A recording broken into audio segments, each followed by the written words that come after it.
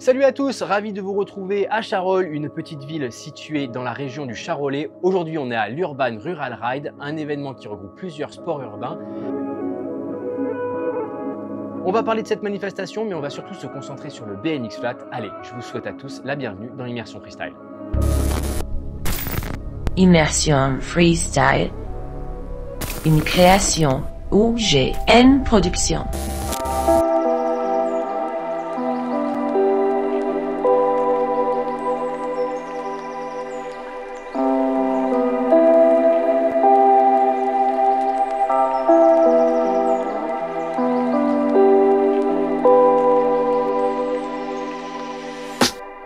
Eh ben, on a retrouvé Joris qui est avec nous, qui est l'organisateur mais aussi le rider. Est-ce que Joris, tu peux me présenter l'event?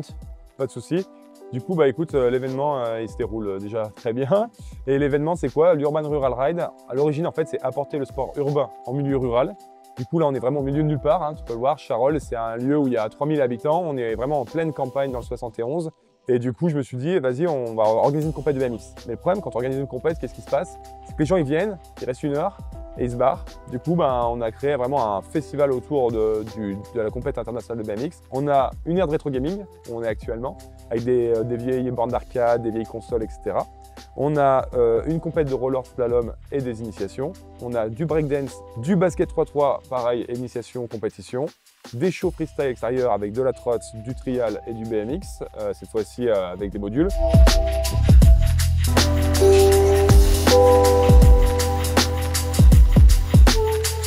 J'ai l'impression que le public qui vient ici, il n'a pas forcément l'habitude de voir ce genre de sport. Absolument pas, ils connaissent pas du tout. En fait, justement, c'est aussi pour ça qu'on a fait l'entrée gratuite. Et il y en a, ils sont restés du matin jusqu'au soir, quoi. Donc c'est cool. Et là, on est vraiment dans une petite ville et j'ai l'impression que les commerçants, ils sont trop contents. Mais c'est un truc de fou, les commerçants sont à fond. Tu vois, notre événement, il y a un énorme budget total. C'est grâce aux commerçants, c'est grâce aux entreprises locales. En gros, on a des sponsors qui nous donnent de l'argent et en plus, ils vont se dire, ok, comment on peut vous aider? On a Vite, ils font des vitres, en gros, voilà. Et ils nous ont donné de l'argent, ils nous ont dit, on peut pas vous aider plus. Et ils nous ont fait tous nos trophées en verre parce qu'ils ont kiffé, voilà.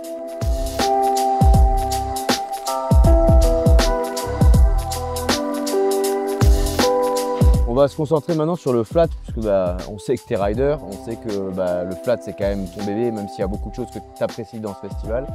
Est-ce que tu peux me dire comment ça se passe le flat ici? On veut rendre le truc attrayant, donc on a des qualifs déjà classiques, et pour les pros et les girls, on est en battle. Final, tournoi, battle, parce que ça parle pour les gens, tu vois, il y en a un qui sort direct, il se rend compte, etc. On veut rester à la cool. Donc, compète non officielle. Par contre, on a quand même du gros niveau. On a Kyo à Ayakawa, qui est 2 fois champion du monde, qui nous vient du Japon. Il est arrivé jeudi, il repart lundi, juste pour la compète.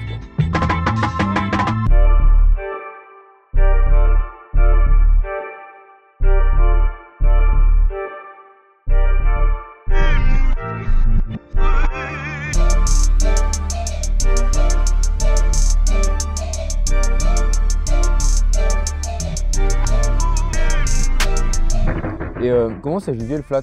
Il y a plusieurs critères. On a 5 critères. On a du coup l'originalité. Est-ce que tu es le seul au monde à faire une figure? Ou est-ce que tu es une copie d'une copie? Donc selon ça vaudra plus ou moins de points. Le style, alors là c'est le truc le plus subjectif, c'est est-ce que en aspect global de ton sport, ça a de la gueule ou pas? Est-ce que c'est joli à voir ou pas? Voilà. On a la difficulté. Est-ce que la figure que tu fais est très dure? Est-ce qu'elle est plus simple? On a la variété. Est-ce que tu vas faire que de la roue arrière? Que de la roue avant, parce qu'on rappelle, le flat, c'est un peu comme du patinage artistique ou du breakdance, mais avec un vélo. On fait des figures sur 3 minutes, voilà. Donc la variété, et enfin la réussite, le taux de réussite. On a ces 5 critères pour noter le flat. En fait, dans le flat, si tu veux, pour avoir un événement réussi, il y a 3 critères. 2 et un bonus. Premier critère, avoir un bon sol.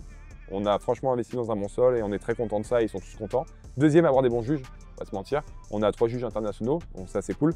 Et le petit bonus, c'est avoir du public. Et parce que dans beaucoup d'événements de flat, t'as pas forcément beaucoup de public. Et là, franchement, il y en a et c'est trop cool. Les gens, ils kiffent. Et comme c'est la première fois qu'ils voient ça, ils sont impressionnés. Et franchement, il y a quand même de l'ambiance.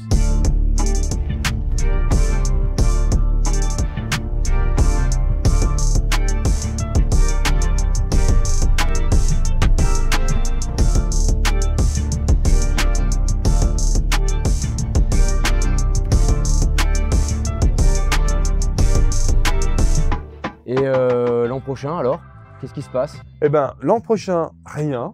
Ah ouais? Parce qu'on passe en biennale, on passe en un an sur deux. Il faut savoir que de l'asso, donc on est 80 bénévoles. Ouais. Donc je suis président, ma compagne est la secrétaire, on a la trésorière qui est une amie aussi. On travaille à 6 à l'année dessus.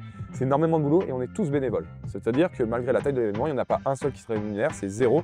On se rémunère en amour, c'est déjà beaucoup, mais voilà. Et en gros, du coup, c'est beaucoup de travail. Et en plus, tu tires moins sur les sponsors, tu tires moins sur la tête des bénévoles qui se donnent à fond. Et donc voilà, un an sur deux. Et en gros, on a déjà les idées, on sait déjà ce qu'on va faire. On va faire grossir encore le festival.